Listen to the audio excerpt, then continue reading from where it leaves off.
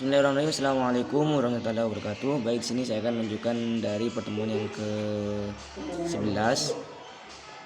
Berikut adalah penjelasan mendetail tentang kaidah-kaidah umum al-qawaid al-kulliyah dalam qawaid fikihiyah. Yang pertama yaitu al-ikhraju bid-dham'an, pengeluaran diiringi dengan jaminan. Kode ini menyatakan bahwa seseorang yang mengambil manfaat dari suatu barang atau harta harus memberikan jaminan atas barang tersebut jika terjadi kerusakan. Kaidah ini menekankan tanggung jawab moral dan hukuman atas harta yang digunakan. Dalam praktiknya, kaidah ini banyak diterapkan dalam akad muamalah seperti sewa menyewa, gadai, dan pinjaman barang.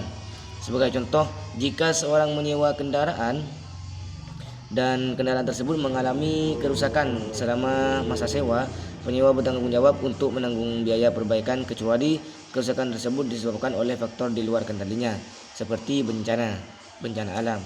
Yang kedua yaitu al-khuruju minal khilaf mustahab.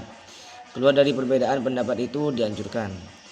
Kaidah ini menekankan pentingnya bersikap hati-hati dalam menghadapi perbedaan pendapat di kalangan ulama.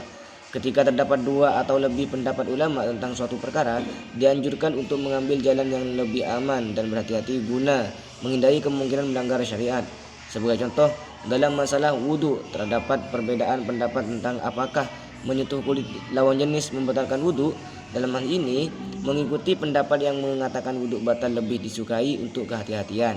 Kaidah ini mencerminkan sifat fleksibel syariat dalam menjaga harmoni dan menghindari pencegahan di tengah umat. Yang ketiga yaitu ad-daf'u aqwa min raf'i. Kaidah ini menegaskan bahwa mencegah timbulnya keburukan atau kerusakan lebih utama daripada memperbaiki atau menghilangkan kerusakan yang sudah terjadi.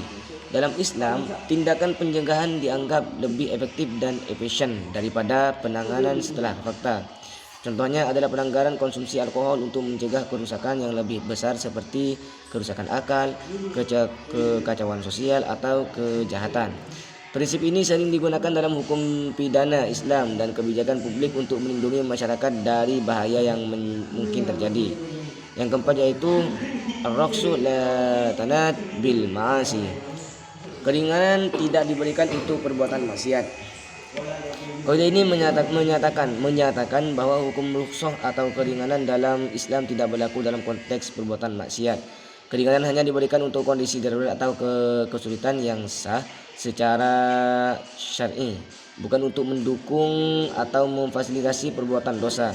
Sebagai contoh, seorang pencuri yang mencuri makanan untuk alasan lapar tidak bisa dibenarkan dengan alasan darurat karena tindakan tetap melanggar. Contoh lain, seorang yang melakukan perjalanan untuk tujuan maksiat seperti berjudi tidak berhak mendapatkan rukhsah dalam keringanan salat atau puasa. Kaidah-kaidah ini dirumuskan untuk memudahkan pengambilan keputusan hukum dalam Islam, terutama ketika menghadapi situasi kompleks atau baru. Mereka mencerminkan nilai-nilai universal dalam Islam seperti keadilan, kehati-hatian, dan tanggung jawab moral, sekaligus menjaga keseimbangan antara maslahat dan mafsadat. Sekian dari saya, kurang lebihnya mohon maaf. Wassalamualaikum warahmatullahi wabarakatuh.